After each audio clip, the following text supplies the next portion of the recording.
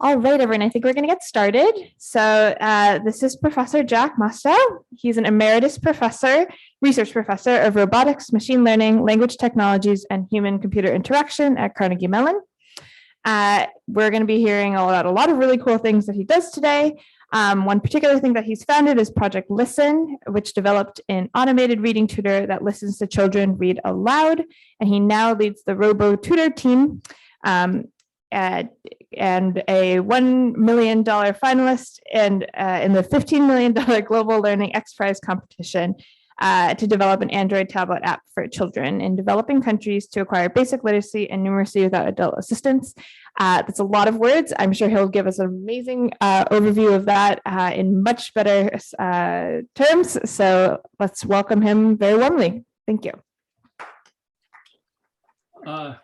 Thank you very much. I'm not sure if it'll live up to that description, but at the very least, I can probably say that sequence of words faster because I've had a lot of practice.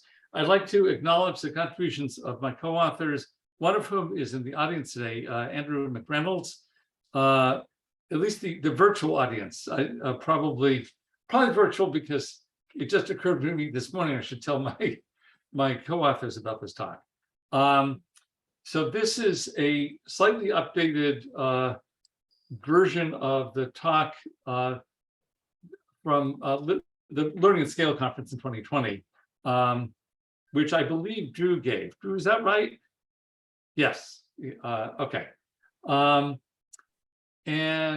if you're not familiar with let's see.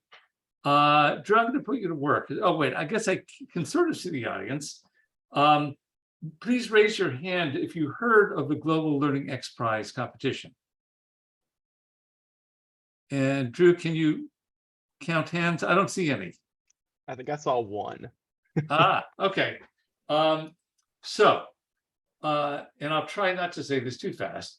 The Global Learning X Prize was a $15 million competition to develop, to address the shortage of teachers in developing countries by developing an open source Android tablet app to enable children in developing countries with little or no access to schools, let alone good ones, to acquire basic literacy and numeracy without requiring adult assistance.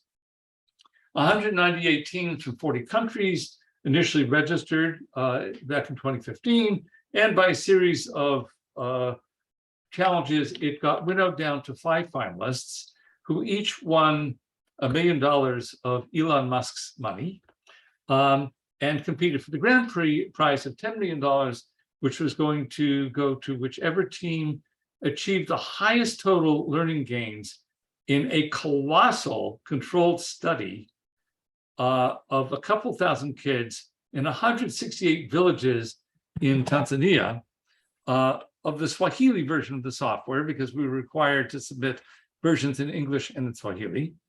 And in order to win the grand prize, not only did you have to get the highest total learning gains on in this massive controlled study, learning gains from pre-test to post-test, I'll tell you about the measures in a moment, but you had to significantly outgain the delayed treatment control group of 30 villages.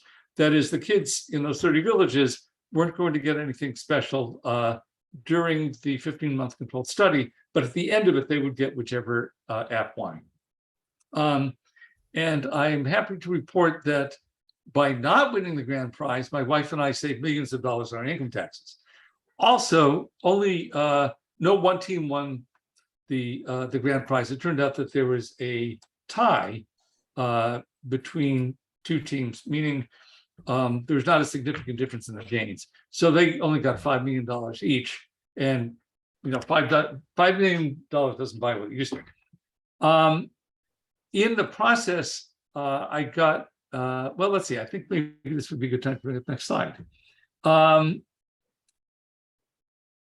I'll just mention here that the paper in the proceedings is available online somewhere. And if you ask Google, you can find it.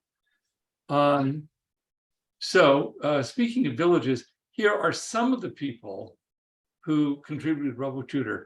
Last I counted, it was over 200. in the process of working on it, I got hooked on working with these bright, dedicated students, some from Carnegie Mellon University, some from other American universities like Drew, many from other countries, especially India and China. And so I've continued to work on that without funding since the competition. A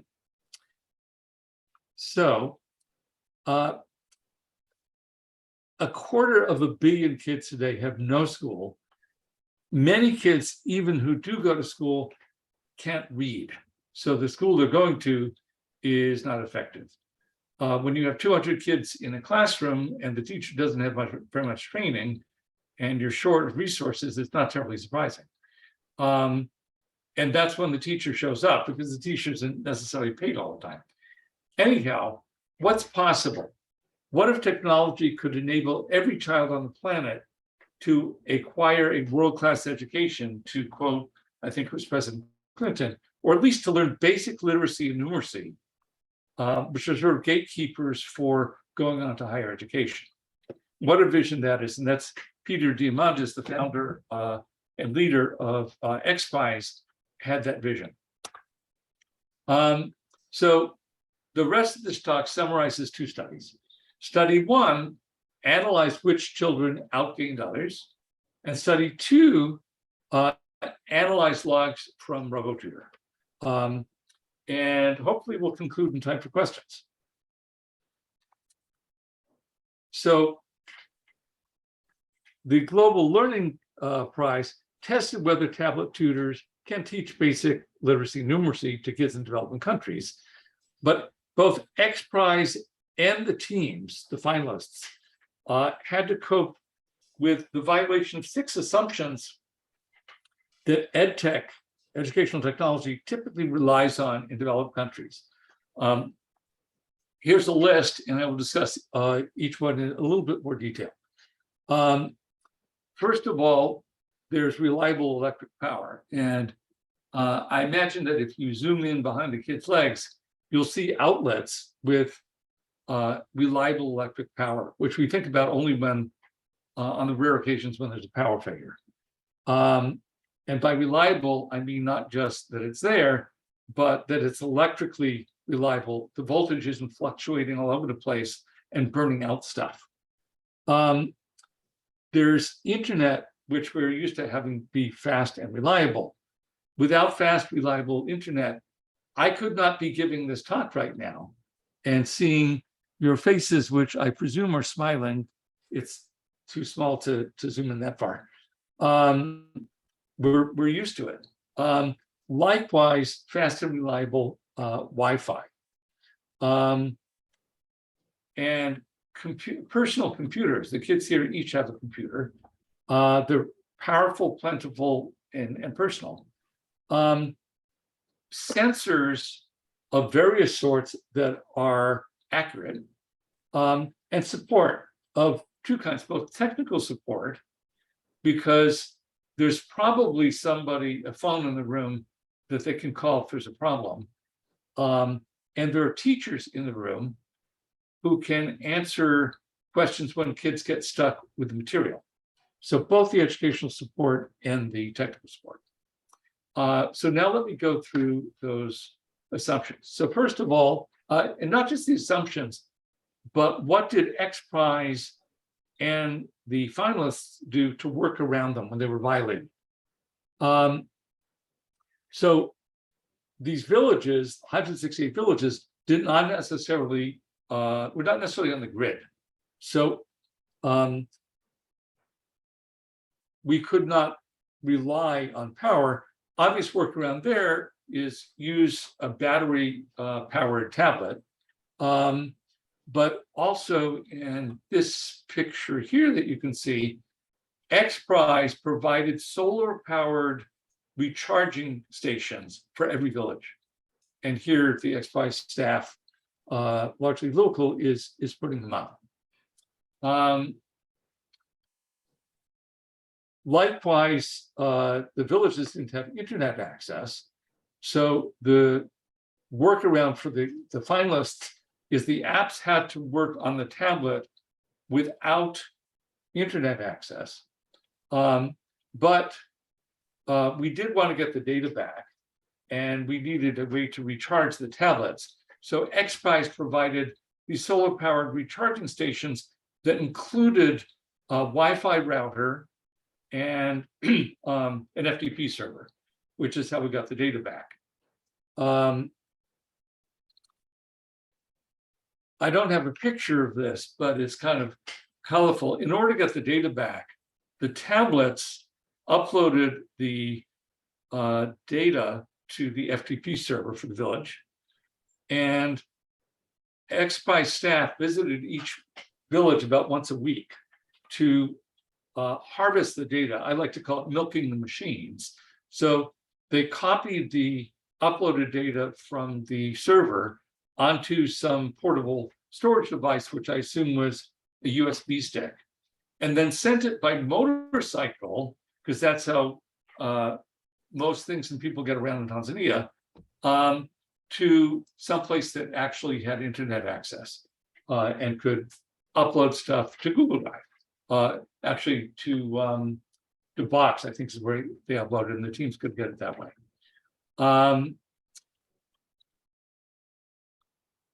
So the workaround for Wi-Fi, the tablets only had Wi-Fi when they were recharging, and they had to work even when they're out of Wi-Fi range.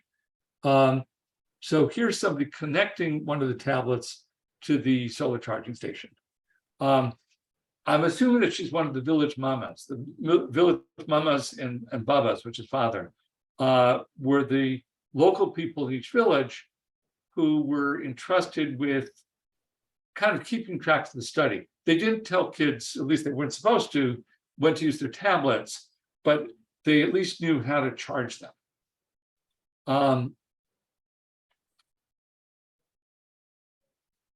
Now, the workaround for shortage of computers was that XPRIZE gave each kid a Pixel C Android tablet. Google donated 8,000 of them because it was assuming at that point there'd be 4,000 kids and there'd be 100% rate of loss, breakage, and theft. We didn't have that luxury at our beta site, and I'll show you our workaround in a moment. The first report we got from the front, from XPRIZE staff, was kind of interesting. Only 2 tablets had been stolen from the entire country and from the study. One of them had been returned, and they explained it's because in that culture, a tablet sticks out like a sore thumb. It's very much an alien thing. Also, I suppose kids are honest there. So what did we do for our beta site? And I'll mention, by the way, that the study was run very strictly. The teams were not allowed in the region where the study was being carried out. By the way, I noticed Shiba, another co-author, and Monanito are both online. So thank you both for coming on. Again, you're someplace in hyperspace, but it's great to see your smiling faces. Because your faces are actually close enough that I can see them. The class is more of a large crowd. So our workaround was to have a way for kids to enroll and log in without requiring that they be able to read or write, or have access to an adult who could read and write. So here is a short video. We wanted to watch kids use RoboTutor. So this was in the home of a teacher. There are like 4 other kids using other tablets, so it was somewhat noisy. And something I learned by watching this little girl is she always picked math activities, at least during the time I was watching her. And since the XPRIZE was going to weight literacy more than numeracy, I realized we needed to change the activity selection mechanism to make sure that she got some reading too. Maybe she did that in other days, but that's what I saw. Okay. So I talked here about sensors. So the main sensor that the RoboTutor used was a speech recognizer software, but still essentially a sensor, which it used to listen to children read aloud. The introducer, who I think her name might be Emily, I'm sorry that I don't remember names, mentioned that before RoboTutor, I'd spent 25 years working on Project Listen's reading tutor, which, well, I had to summarize it once in 4 words. Child reads, computer listens.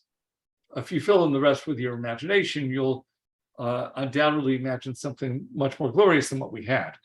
But a streamlined version of the reading tutor was an important component of the RoboTutor. It had limited accuracy. And as I mentioned, the environment was noisy.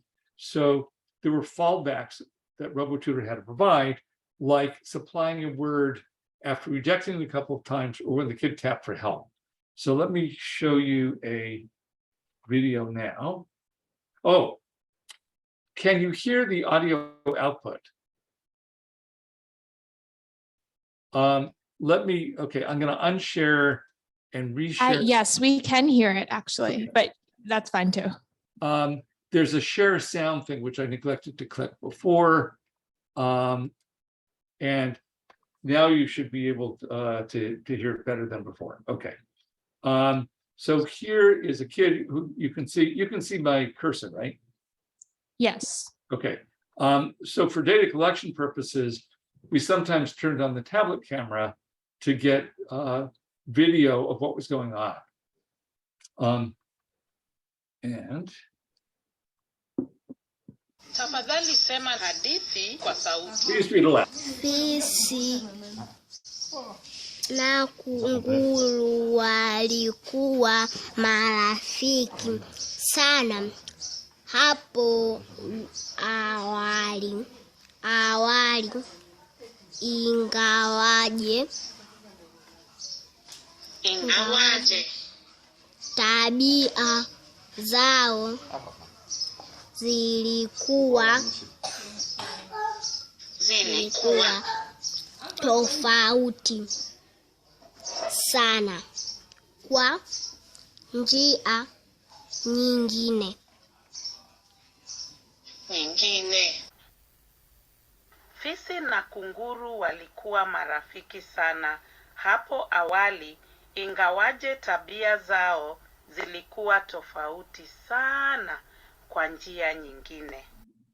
That is the marvelously expressive voice of Dr. Leonora Kabuva, our Swahili expert, who actually is from Kenya, like many of the teachers in Tanzania. Kenya's main language is Swahili, which is spoken widely in East Africa.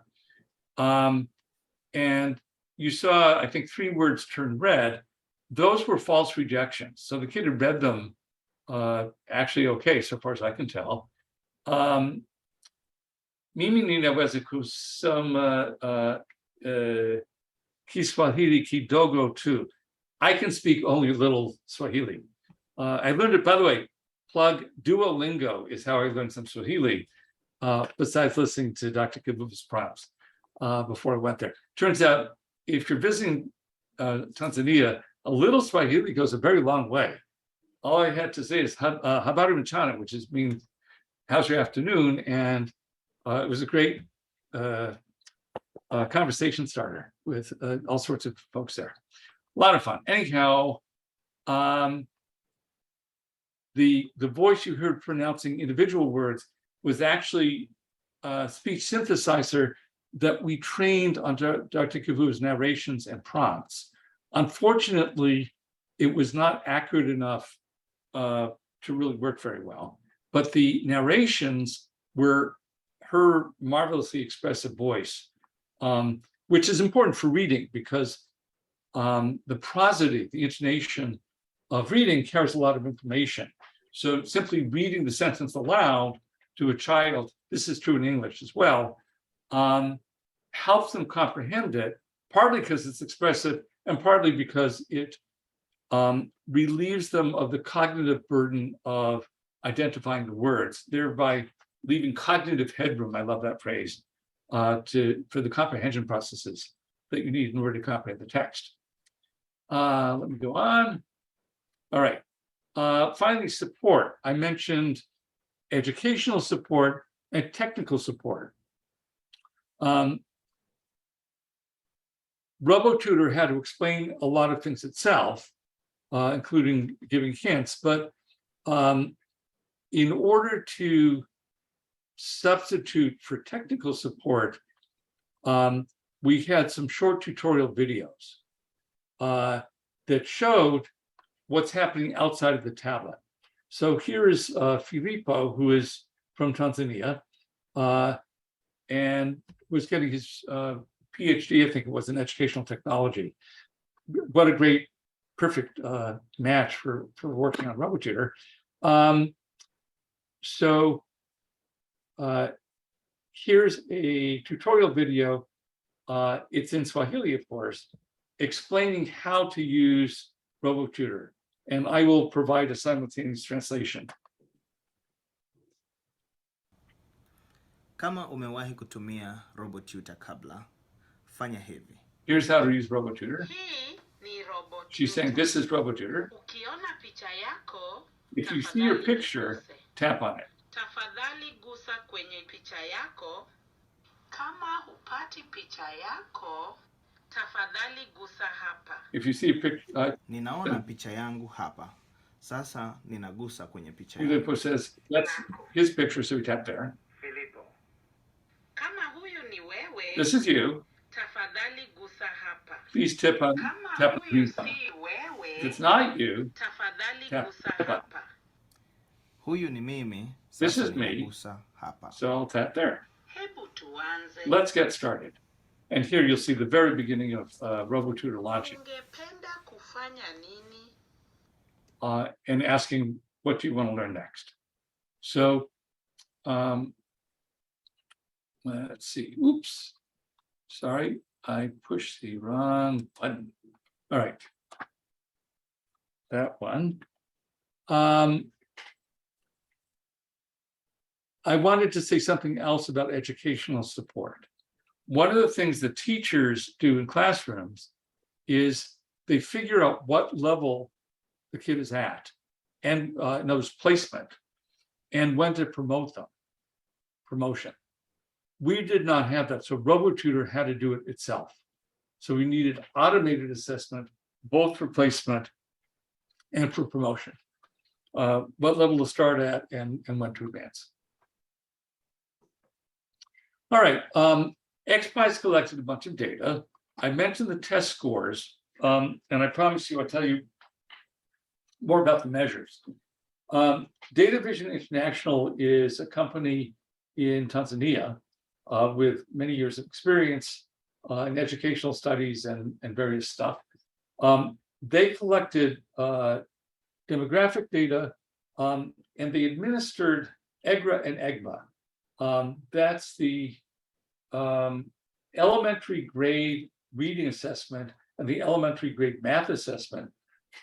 These are international exams, or more precisely, recipes for constructing exams, because for a given language, you have to construct an exam in that language. And what that recipe includes, and it's developed and refined over years by an international panel of experts, it specifies the form of the elements, the items in the test. Later, I'll share a couple of examples. And there's also demographic data. And then a different company, RTI, Response to Intervention, I assume is what the acronym is there, international. They calculated the scores based on the collected data and figured out who the winners were, but they didn't know which team was which.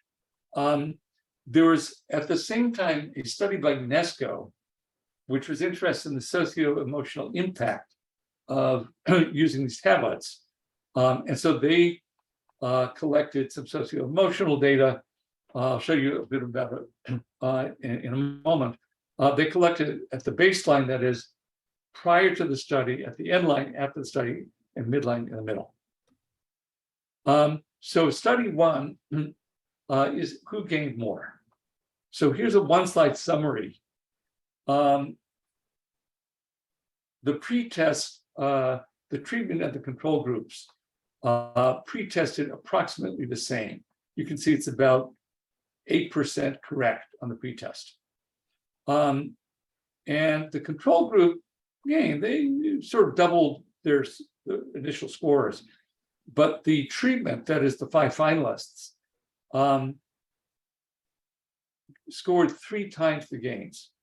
That's an effect size of 0.8, which is a large effect size for an effect size. Effect size is a very useful concept. If you don't know what it is, Google it. However, your mileage may vary. It varied a tremendous amount. So here's a scatter plot with the pre-test score on the horizontal axis and the post-test score on the vertical axis. And this red line is the regression line or trend line for the treatment group. And this is the line for the control group. You can see that this line is higher than that. Maybe you can tell that the average red point is higher than the average blue point. But the main thing is these things are all over the place. So there were some kids who pre-tested high and post-tested low, and there were plenty of kids who pre-tested 0, but got high post-test scores. What was going on there? So we wanted to see what we could find out about this variance, because if all of the kids in the treatment group could have gained the same amount, the average gain would have been much higher. It's impressive that as it was, the gains averaged 3 times what the control group, the business as usual group, did. So we constructed a statistical model where we tried to predict gains. And here's the candidates we consider as predictors. Of course, the main one is whether they were using a tablet tutor or were in the control group. There are the UNESCO socio-emotional measures, and I'll show you in a moment how these things were assessed. There's the pre-test scores in those 2 assessments I mentioned, and then demographic data that have been collected by data vision, gender, age, the size of the village, whether it had prior schooling, the parental education level. Here are the prompts for the socio-emotional survey, and they leave considerable to be desired because there was only one prompt for each quality here. One of them was, when you grow up, who would you like to become? To assess honesty, all of these things were given hypothetical scenarios and asking what kids would do. If you're alone at home, you break something, will you tell your parents or relatives when they get back? If you're playing with something somebody else wants to play, what do you do? If you're having trouble in task, what do you do? If you're home doing whatever you want, what do you do if your parent or an adult calls you? And that was the health to measure obedience. In a proper survey, and it's not my expertise, you would have multiple items for each thing you wanted to measure. And then you could test whether they were reliable, various other psychometric properties. This study did not include that. So which variables predicted gains? Treatment, not too surprisingly, was highly significant at p less than 0.001. And yeah, the tablet tutor did better. The aspirations part of the what do you want to be when you grow up turned out to be surprisingly significant, but we had to encode it. This was first done by the XPRIZE folks. We took the various occupations they listed and classified them as literate or non-literate. Later, we asked somebody who's actually Tanzanian, so he's culturally more informed, and he classified them as educated versus uneducated or less educated. And that turned out to be significant. Here's a way of interpreting these things. Having the treatment, having the tablet, improved the post-test score by 13 points. The kids who had educational aspirations had higher post-test scores by about 4 points. Honesty helped as well. The pre-test had surprisingly little impact on gains. Remember, here we're predicting gains, not post-test scores. Pre-test scores are very strong predictor post-test scores, but not of gains. A fraction of a percent. So 0.1% is less than a percent. It's like an eighth of 1%. Also, what's significant is you do not see gender here. There was no gender effect. The girls gained just as much as the boys, which is very pleasing. There's certainly a sexism in the society. After X Prize distributed the tablets, they discovered that twice as many boys as girls had received tablets. That wasn't supposed to happen. So for equity, they distributed some additional tablets to the girls, but the girls had not been pre-tested, so their data was not included in the analysis of scores. We did get log data, so we could use that, but not the test scores. False discovery rate, again, is a useful concept. Google it. If you test enough things, if you test 20 random things, 1 in 20 is going to come out significant just by chance. So, and we don't want to do that. So false discovery rate is a way of adjusting the statistical tests in order to keep the false discovery rate below whatever level you want. So after that adjustment, these are the significance levels. Here is a one-slide summary of the design of RoboTutor. So it has different kinds of content, and in literacy and numeracy. So these correspond more or less to the subtests that skills that kids are tested on and taught. There are different levels of difficulty for each of these things. So, for example, for reading words, there's reading short words and reading long words. There's reading frequent words and rarer words. There are different sorts of activities indicated here. This one here is a bubble popping activity. Kids like to tap things. And so the combination of different content, different levels, and different activity types generates literally thousands of activities in RoboTutor. The basic interaction with the kid looks as follows. RoboTutor offers activities at the student's level. In this slide here, for this version, it actually offered specific activities. An earlier version, the one that you saw in the video, you wouldn't remember this, but it was asking them, what do you want to learn? And it gave a choice between literacy, numeracy, and stories. And as I mentioned, we grew concerned that kids could just always pick math. So in this version, RoboTutor cycled between literacy, numeracy, and stories, but gave the kid a choice of 2 activities at their estimated level, and they can also repeat the previous activity. So they get this menu, they pick an activity, they start doing it, they may or may not finish it. And then RoboTutor adjusts its estimated level based on how they did, and the cycle repeats. And that keeps going until they stop using the reading tutor, which is what this icon is, or RoboTutor crashes, which happened plenty of times. So here is the hierarchy of levels of description and activity.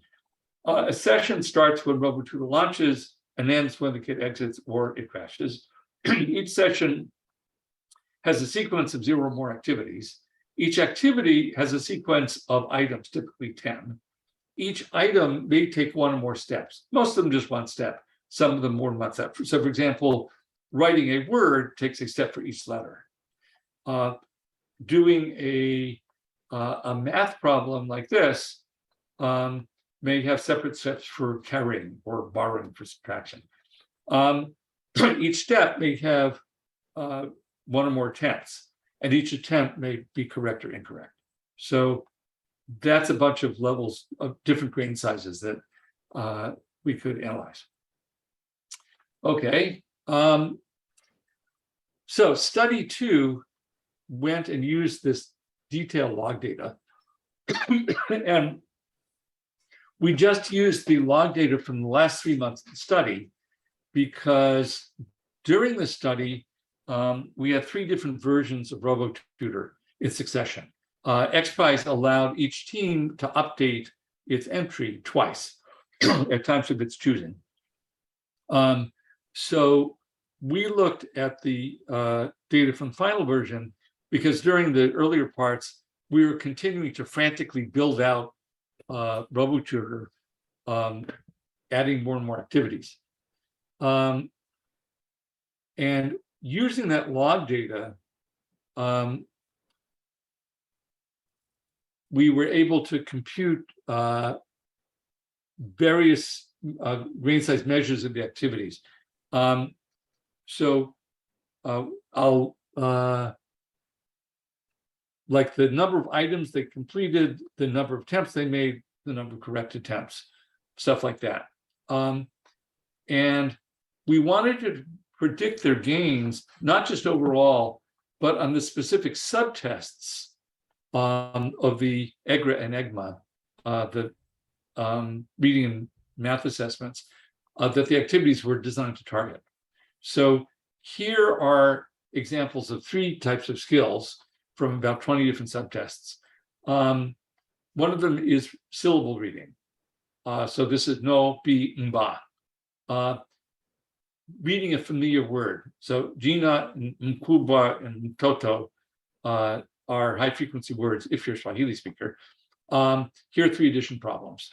So these look like items on the tests, and they also look like items in the activities the kids were doing. So that way we could look at the test score, I should say subtest score on each skill, and try to regress it against the amount of time they spent on the activities designed to teach those skills. I don't remember why this slide originally said more in it. Drew, do you happen to remember? No, Drew doesn't remember either. It was a couple of years ago. 28% of the kids stopped using RoboTutor after a year. I was talking once with Luis van Aan, who is the founder of Duolingo. He's kind of the genius down the hall at Carnegie Mellon. And what really impressed him about RoboTutor was that anybody was using it a year after starting. Because for Duolingo, that was their toughest challenge, is getting users to continue using it. I thought that was really interesting. So that was one problem that we had. We had, the dreaded clock reset problem.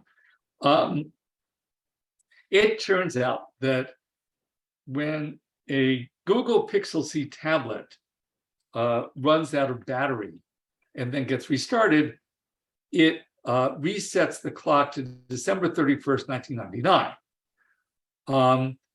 And as you can imagine, that wreaks havoc on anything that depends on the timestamps. Fortunately, we were able to partly work around that because we had a different source of data. We knew what week the data was uploaded, but that was a major headache in analyzing the data. I mentioned crashes. There was a high crash rate, at least in this one, 37%. Fortunately, recovering from a crash was real fast.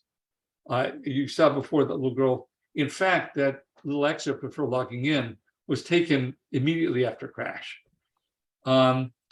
And finally, although I thought we were getting all the data back, I realized that there was some lossage. So when we fielded that final version, we put in something to serially number the logs so that if there was a gap in the numbering, we knew that there was a missing log. And we estimated about 2% of the logs did not get uploaded for whatever reason, we don't know.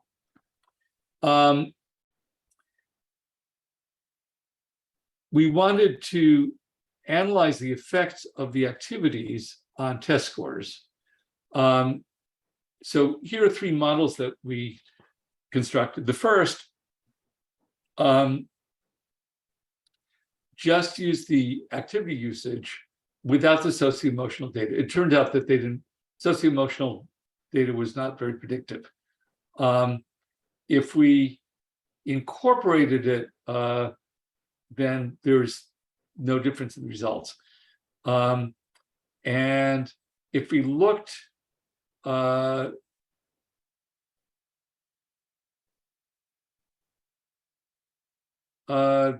Drew, is this line a typo? I suspect N, not quite sure about N here. Maybe it should be 166. I Whatever. think it's supposed to be 166, yeah. Yeah, sorry about that. Didn't notice it before. Okay.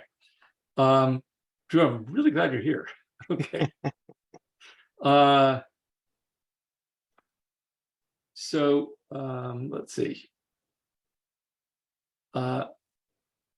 Right, so adding the socio-emotional data to make a difference. Anyway, here's the results. And this is, again, after adjusting for false discovery rate of less than 0.05. These are the significance things.